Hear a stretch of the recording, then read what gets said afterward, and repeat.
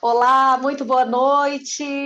Obrigada por estarem aqui conosco em mais um Ápice Talks, hoje com um tema muito relevante, que começou com burburinho, aí já no começo desse ano, final do ano passado. Hoje vamos falar sobre China, mercado chinês, como investir, o porquê de investir, e a gente, enquanto Ápice Investimentos, levando muita informação de qualidade para você, nosso cliente, você investidor, aqui no Brasil. E saiba, é possível sim você fazer investimentos no mercado chinês sem tanto risco, considerando volatilidade cambial ou não e com gestão ativa. Para isso, a gente traz ninguém menos do que a Isabela Nunes para conversar com a gente aqui do JP Morgan Asset Management e conversar, entender, para trazer essa realidade para a gente. Qual o fundamento, Isa, de a gente investir na China? Por que o investidor do Brasil, na tua consideração, deve olhar para esse mercado, sobretudo agora, considerações sobre trade war, vai continuar, não vai continuar? A gente sabe que sim, porque isso nunca vai desaparecer, aí a China tentando tomar o primeiro lugar da economia global, do lugar dos Estados Unidos. Eu queria que você, primeiro, se apresentasse um pouquinho aqui para os nossos ouvintes, os nossos clientes. Não deixem de dar aqui um like para a gente, entrar no nosso canal do YouTube depois, seguir o nosso canal. Mas, Isa, queria que você se apresentasse um pouquinho, contextualizasse todo esse fundamento do JP para trazer esse veículo aqui do Brasil e qual o fundamento. Por que vocês acreditam que a gente, enquanto brasileiros, por que a gente deve olhar esse mercado chinês no quesito investimento no mercado financeiro? Muito bem-vinda ao Ápice Talks e muito obrigada pela tua presença, Isa. Muito obrigada, Milena. Obrigada, Ápice, pelo convite. É um prazer falar de um tema que eu estou assim, apaixonada. Então, para quem não me conhece, eu toco a área comercial do JP Morgan Asset Management aqui no Brasil. Quando a gente fala de JP no mundo, e a gente sempre gosta de falar, são mais de 2 trilhões de dólares que a gente administra, e uma casa muito diversificada entre classes de ativos. Um dos nossos grandes diferenciais é a capilaridade, a intensidade, e são mais de 1.200 profissionais no mundo inteiro. E quando a gente fala desse grande diferencial, ele se torna extremamente importante nessa conversa de China que a gente vai falar aqui. Então, essa presença local nesse mercado, ela é extremamente importante. E o nosso objetivo aqui no Brasil é justamente conectar o investidor brasileiro às nossas melhores estratégias globais através de veículos locais. Então, esse é o grande ponto. A gente fala, o brasileiro, a gente sempre foi mimado com taxa de juros alta no Brasil. Isso acabou, acho que já está muito claro aí, a gente precisa diversificar. 2020 foi um ano que essa indústria de investimento no exterior cresceu muito, mas eu acho que só está no começo, né? O investidor brasileiro ele precisa pensar em novas formas de montar a sua carteira. Acho que no Brasil a gente tem excelentes produtos, excelentes estratégias, mas não é só o Brasil, né? Então, o Brasil é um mercado muito pequeno quando a gente olha o mundo inteiro. Então, acho que esse que é o grande ponto. E antes da gente começar a falar de China, acho que só contextualizar, né? 2020, acho que, obviamente, marcado pelo ano da pandemia, a maior recessão global nos últimos 100 anos, uma volatilidade muito forte nos mercados. Mas quando a gente pega uma fotografia do que aconteceu ao longo do ano, você pega Estados Unidos subindo aí 15%, a Bolsa Americana subindo 15%, Bolsa Asiática, né, fechamento do ano subindo 28%, o Brasil ali um pouco menos aí de 3%, Bolsa Brasileira, o índice de hedge funds de multimercado da Ambima subiu 5% em reais, né? A gente está falando desses outros números em dólar. E a gente começa o ano, né, como investidor global, com um desafio de valuation, de preço. Né? Então, dado que essa fotografia foi excelente, né, quando a gente olha os mercados subiram muito, o que vai andar esse ano? Para onde que eu vou caminhar? Para onde que eu vou alocar os meus recursos? E aí eu acho que aí realmente existe uma grande divergência entre regiões. Né? E claramente a Ásia é a que se destaca nessa recuperação. Então, quando a gente fala no curto prazo, né, a Ásia, a China é o destaque nessa recuperação. E como tema de investimento, na nossa visão, é o investimento da década. China é o investimento da década e para a gente é extremamente importante. Acho que por que não considerar, né? Acho que o risco, talvez a gente não considerar a China como um potencial de investimentos. Então, qual que é a tese por trás? E aí, Isa, eu vou te interromper um pouquinho. Claro. Se alguém tiver com alguma dificuldade, a gente vai mostrar agora o fundamento disso que a Isa vai apresentar, né? Qual o fundamento de a gente olhar para mercado asiático, sobretudo China. E aí, se você ficou um pouquinho atrapalhado no seu celular, é só virar um pouquinho que você vê a tela cheia desses números que eu acho super relevantes. Foram números que a gente depois, quando a Isa apresentou aqui para a gente sobre esse veículo, são informações muito relevantes e que eu, na pessoa física, também comecei a investir no fundo China também, assim como vocês, a gente conversando um pouquinho antes. Então, se você sentir alguma dificuldade, você que está aí assistindo a gente, vira um pouquinho o seu celular, que você vai ver esses números com muita clareza. Isa, pode continuar, que eu acho maravilhosa essa sua apresentação. Vamos lá. Acho que o ponto aqui, a China é muito grande para ser ignorada pelo investidor global. Acho que esse é o grande ponto. A China tem tamanho, ela tem velocidade, ela tem escala, né? Então, acho que esse conjunto da obra que faz a gente realmente perceber o movimento que aconteceu nos últimos 40 anos e o que a gente espera daqui para frente. Então, alguns números interessantes. A China, em 1980, ela era a 8ª maior economia do mundo e ela contribuía com 1% do crescimento global.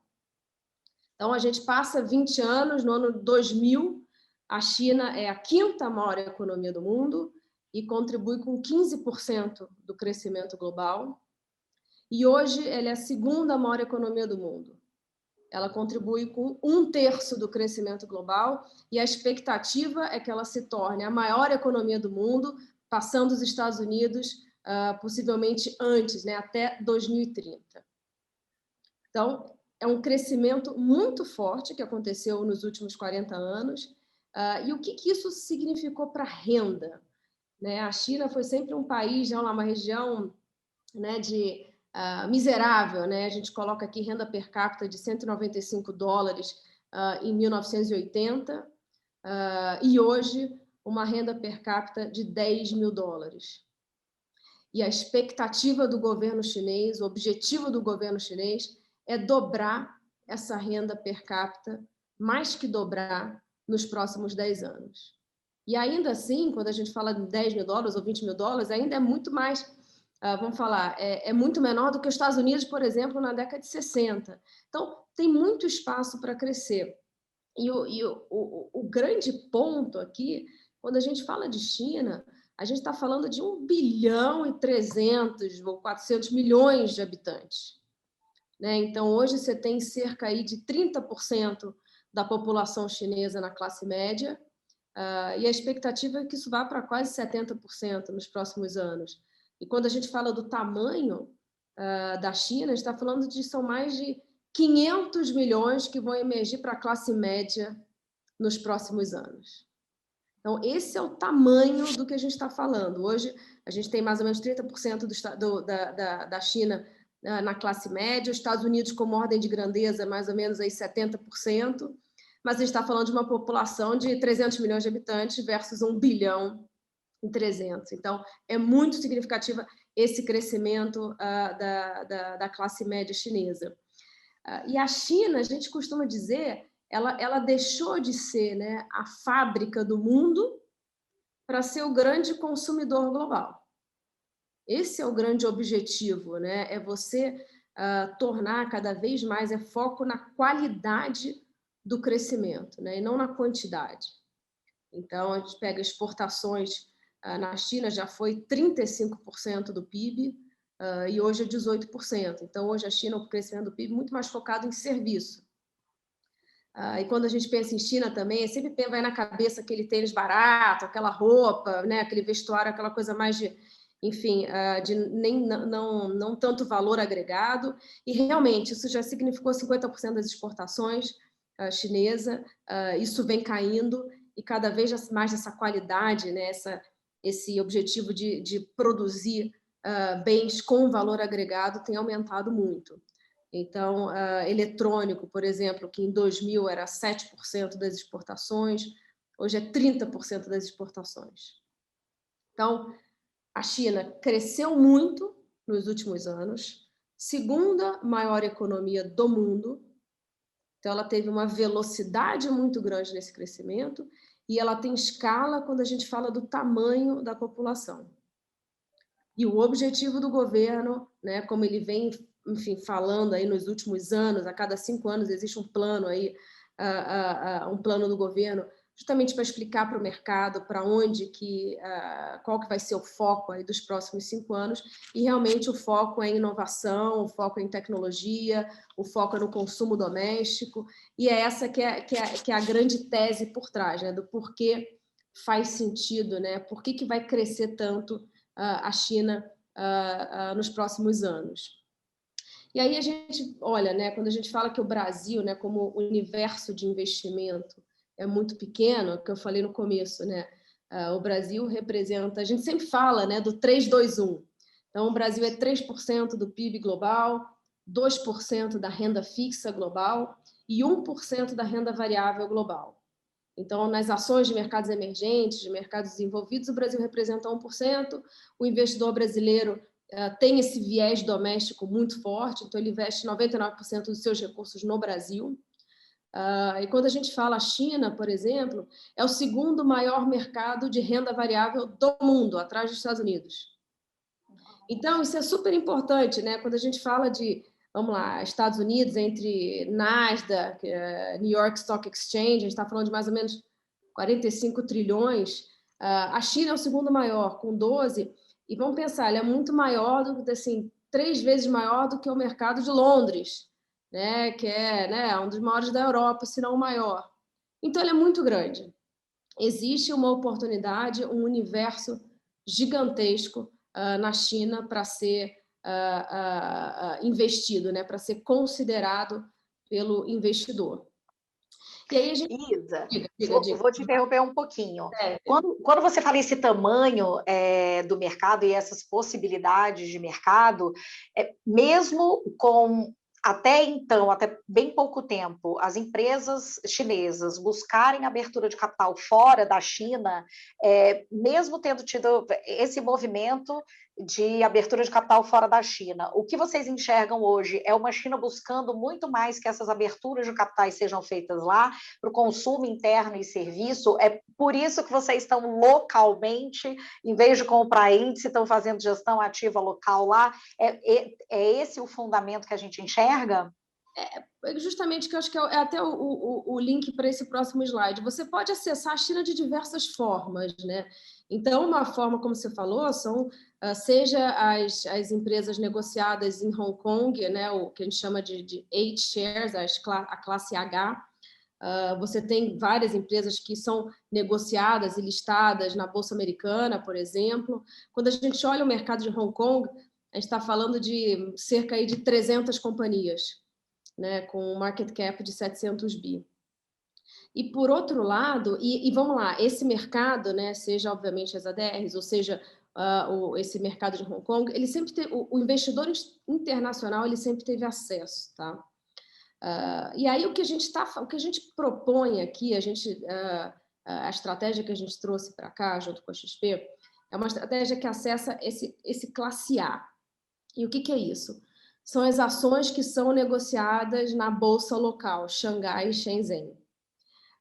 E essa bolsa, esse mercado, durante muito tempo, ele foi fechado para o investidor internacional. Então, foi um programa, ele lá em 2014, Stock Connect, que fez com que uma colaboração, vamos falar, entre as bolsas, para o investidor internacional acessar essas companhias. E a gente está falando de um mercado 10 vezes maior, pelo menos, está falando de quase 3.700 companhias, entre ambas as bolsas, com um market cap muito maior. Então, a gente gosta de dizer que o A-share é o que a gente fala, é o made in China for China. Então, é feito na China, para os chineses, né? Que quando a gente fala daquela tese de investimento de consumo doméstico, justamente esse mercado que eu quero acessar. E aí acho que entra aquela pergunta que você me fez no começo, por que eu, brasileiro, do meu ponto de vista aqui local, por que faz sentido, né, eu considerar esse setor, essa indústria, esse investimento, essa região? Então, quando a gente coloca uma lupa nesse mercado local, no A-Share, no classe A, aqui a gente faz uma comparação por setor da Bolsa Chinesa local, que são as barras azul clara, para quem tiver com a apresentação, ou a Bolsa Brasileira, que é azul escuro. E aqui acho que o grande ponto é você tem uma diversificação setorial. Quando a gente fala de Bolsa Brasileira, muitas vezes a gente fala que tem muito pouco acesso à tecnologia, à saúde, que são setores que a gente consegue acessar muito bem na China, e mesmo o consumo, né? Que obviamente é muito representativo, e é isso que a gente, um dos grandes setores que a gente investe, que obviamente você está falando de consumo totalmente distintos quando você está olhando bolsa brasileira e bolsa chinesa, né? Então acho que aqui você tem, como investidor brasileiro, você diversifica setorialmente quando você investe nessa bolsa. Segundo ponto que eu acho importante falar, correlação. Né? Então, quando a gente vai buscar um investimento aqui, o nosso objetivo é trazer algo diferente, é trazer algo que vá balancear a carteira. Né? A gente não quer trazer mais do mesmo, né? Porque muita gente, é o que a gente fala, né? Quando a gente está investido só no Brasil, né? O mercado, por maior que seja a sua diversificação entre estratégias ou setores, enfim, quando o negócio aperta, vai todo mundo para um lado. E aqui a gente vê uma matriz de correlação dos retornos tanto do Ibovespa quanto do índice CSI 300, que vamos falar, é o S&P 500 da China, tá? Do mercado local, que é o índice que a gente usa como norte. Você tem uma correlação baixa, né? Uma correlação de 0,17. Ou seja, eles se movimentam de forma distinta. Então, faz sentido na combinação, né, do portfólio, da nossa carteira, a gente fala de risco-retorno, você ter ativos que andam de formas distintas, né, diferentes, e aqui é mais um motivo que a gente fala do porquê faz sentido. E eu acho que um último ponto que a gente gosta de falar, quando a gente olha a Bolsa Chinesa, por ela ter sido, como a gente comentou aqui, muito focada no investidor local, hoje 85% da Bolsa está na mão do investidor chinês, do varejo. Né? Então, né, o investidor internacional ele tem um percentual muito pequeno, menos de 5%. Que na nossa visão, né, o que já está acontecendo, isso vai crescer muito. Quando a gente olha o tamanho da China, como ela representa no mundo e nos mercados, a representatividade dela nos índices só tende a aumentar. E quando a gente olha uma bolsa que é muito concentrada na mão do varejo, nós, como investidores institucionais de longo prazo, que a gente vê uma bolsa muitas vezes ineficiente. Você consegue ver umas volatilidades, a gente sabe como é que é aqui, né? A gente pensa com a cabeça, mas investe muitas vezes não é de forma tão racional, então você acaba tendo talvez uma volatilidade um pouco errática no curto prazo, que para quem está olhando, né, no longo prazo, isso muitas vezes é uma discrepância muito grande, que por isso faz total sentido o investimento ativo nesse tipo de índice. Então, é uma bolsa que oferece para a gente uma bela oportunidade aí de buscar alfa, né, de buscar um retorno acima do índice. E como classe de ativo, quando a gente olha para as classes no mundo inteiro, para os próximos 10, 15 anos, falando de uma forma muito macro aqui, né, bolsa chinesa, na nossa visão, é o que vai ter mais probabilidade de ter próximo aí de 2 dígitos de retorno nos próximos 10, 15 anos. Então, eu diria que esses são um dos grandes pontos aí que porque faz sentido, né? E onde a gente vai encontrar, quais são as grandes oportunidades que a gente vai olhar nesse fundo? A gente coloca principalmente aqui, são tendências estruturais, né? Então, tecnologia, saúde, consumo. Quando a gente fala de tecnologia, a gente fala, é muito além de um smartphone, né? Aqui a gente está falando de nuvem, de inteligência artificial, cyber security, né? Então, cada vez mais essa pandemia, ela amplificou e ela acelerou muito dessas tendências, né? Então, a digitalização e todo mundo, enfim, as companhias usando cada vez mais softwares, é importante você ter uma segurança, né? Quando a gente fala de cybersecurity, extremamente importante. Semicondutores também, que, vamos falar, um dos ativos, aí, uma das partes mais cíclicas e importantes na configuração aí de grandes produtos ligados à tecnologia. Então, esse é um grande setor. O segundo que a gente fala muito é saúde, e seja a procura, o aumento da procura por produtos, por serviços, por infraestrutura de saúde, né? Isso também aumentou muito e, novamente, com essa classe média surgindo, crescendo ainda mais, cada vez mais a gente vai ver a população utilizando mais desses produtos ou serviços. E o consumo, né? É uma mudança de estilo de vida. Quando a gente olha esse crescimento de renda da população, a gente já vê, né, uma mudança no estilo de vida e isso vai continuar, enfim, percebendo esse crescimento ainda maior. Então, só para a gente ter uma ideia, hoje os chineses eles contribuem, são responsáveis por 35% de tudo que é bens de luxo no mundo.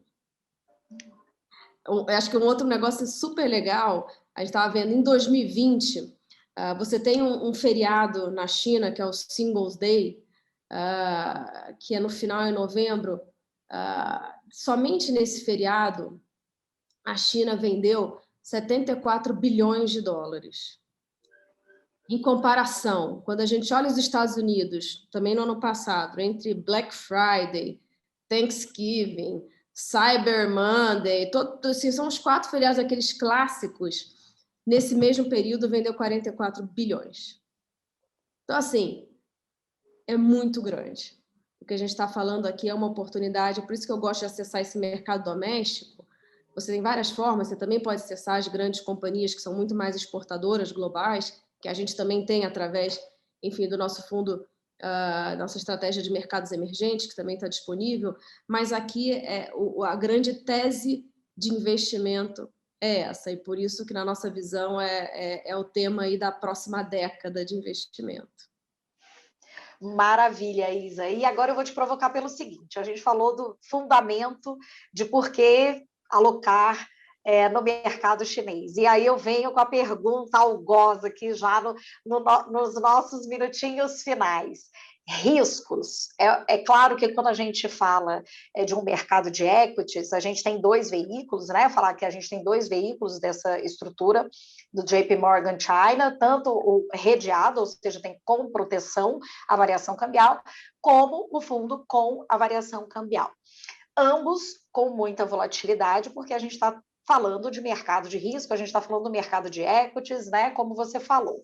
E aí, quando a gente fala de riscos além do risco de equity. Como que vocês enxergam isso? Me corrija se eu estiver errada. Na minha visão, quando você está localmente, e aí você tem o efeito sardinhas, né? Já que é o mercado muito mais local que faz esses movimentos, você tem o risco desses movimentos, da irracionalidade, e você tem riscos de regulamentação, por exemplo, agora com o governo chinês querendo fazer uma movimentação com empresas mais de tecnologia, né? de info.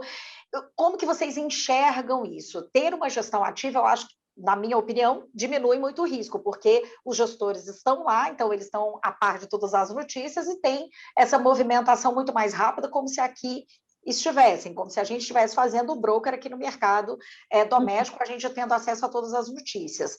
Mas eu queria que você contextualizasse para a gente todos esses riscos, né? E que visão de tempo que a gente pode entrar nesse mercado de uma forma mais eficiente. Eu sempre digo para os meus clientes o seguinte, não esquenta que você vai entrar no mercado de risco e vai cair, porque é assim. Exato. Mas eu queria que você contextualizasse para a gente sobre esses riscos aí que passaram a ser inseridos nesse movimento do governo querer fazer alguma movimentação nas techs, nas empresas de techs. Como que vocês enxergam esses riscos?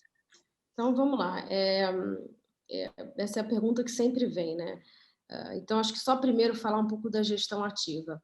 A gente está presente na Ásia, o JP, desde a década de 70, desde 1994 na China, e com o lançamento desse produto, enfim, para o mercado internacional, especificamente em 2015. Mas a gente já tem de longa data uma experiência nesse mercado chinês. Acho que eu diria que o nosso grande diferencial, realmente, foi a equipe que foi criada ao longo desses anos. Então, está falando, acho que não basta você investir, né, na China, de Nova York ou de Londres, né? Você realmente, assim, essa presença local entre Taipei, Seul, Xangai, enfim, toda a região, com todos os analistas aqui que falam mandarim e cantonês, então você, assim, porque você tem uma questão cultural, né? Você tem uma questão de linguagem, né? E você tem uma questão de realmente conhecer as empresas.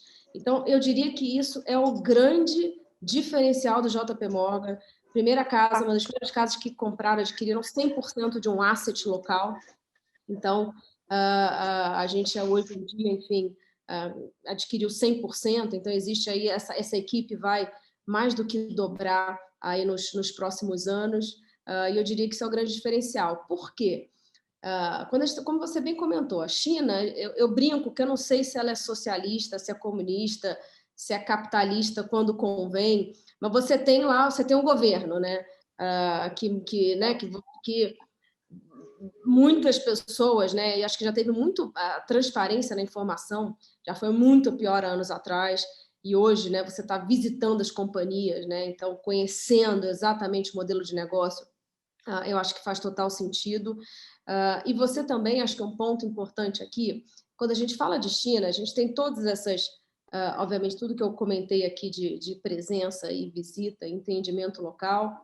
A gente sempre fala que não é acreditar no número, mas é acreditar na tendência. Então, se a China cresceu ano passado, se ela cresceu, né, qual que é o número exatamente, mas a tendência foi essa. Então, acho que isso é mais um ponto, e obviamente você tem a troca aí com todas as organizações internacionais para justamente buscar o máximo de conforto possível na alocação. E um outro ponto importante, quando a gente fala do mercado chinês e essa bolsa aí que a gente está comentando aí, esse índice, né, o CSI 300, se eu não me engano é mais de 30%, por volta um pouco mais de 30%, são empresas que têm o governo como acionista. Então, quando a gente fala da gestão ativa, não é que eu não quero investir nessa empresa, mas talvez essas empresas eu preciso ter, enfim, precisa ter uma diligência um pouco maior. E quando você está comprando uma estratégia passiva, que você está comprando índice, você está levando todas essas companhias ali como peso do índice. E aqui não é dessa forma, né? Então, eu diria que esse é um dos grandes diferenciais, e acho que essa conversa, obviamente, foi uma conversa rápida, mas é importante falar, track record. No final das contas, existe um histórico por trás. Apesar do veículo aqui lançado recentemente, essa estratégia lá fora tem mais de 5 anos, lançada em 2015, e a gente entrega um excesso de retorno em relação a esse índice muito expressivo.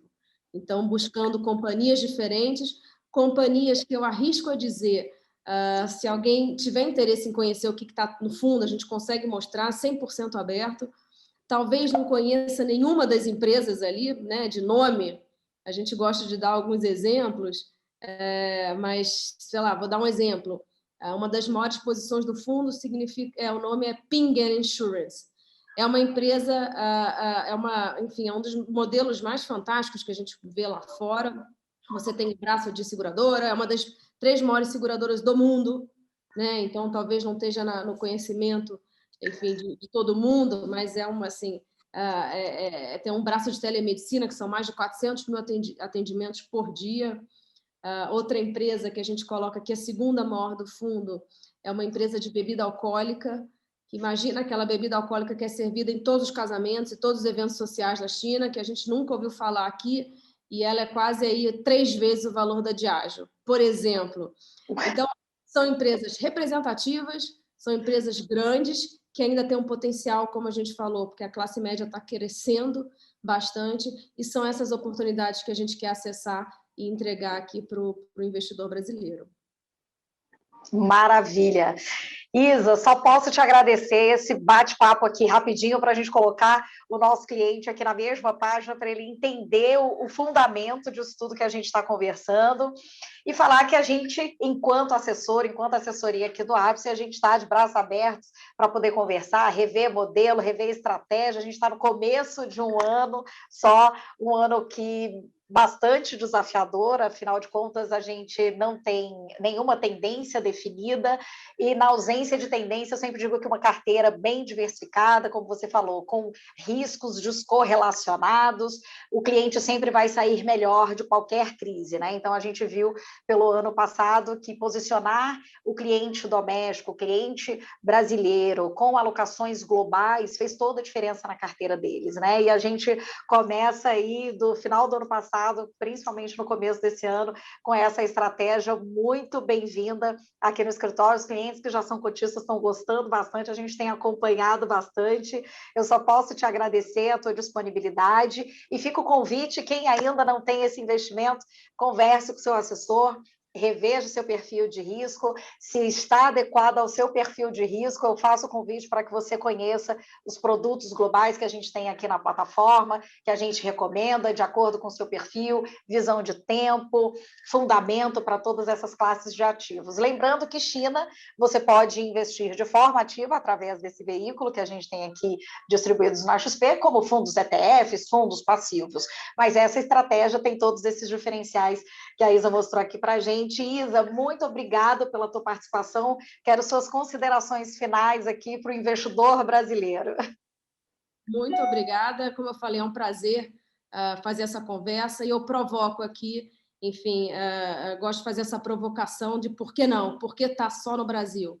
Por que não considerar grandes investimentos, grandes estratégias que existem fora do Brasil? Aqui a gente falou hoje de China, mas é muito maior do que isso, né? Então, acho que vale essa conversa, a conversa com o assessor nunca foi tão importante quanto num momento como esse, para a gente trabalhar muito bem a carteira e fazer o dinheiro trabalhar para a gente no longo prazo. Então, eu agradeço o convite e me coloco à disposição para a gente fazer uma nova conversa e tirar mais dúvidas, enfim, falar um pouco mais desse produto ou de qualquer outra estratégia do JP Morgan. Muito obrigada. Maravilha. Eu que agradeço, Isa. Muito obrigada a você que esteve aqui essa meia hora com a gente nesse nosso bate-papo e até o nosso próximo Ápice Talks. Até mais. Boa noite.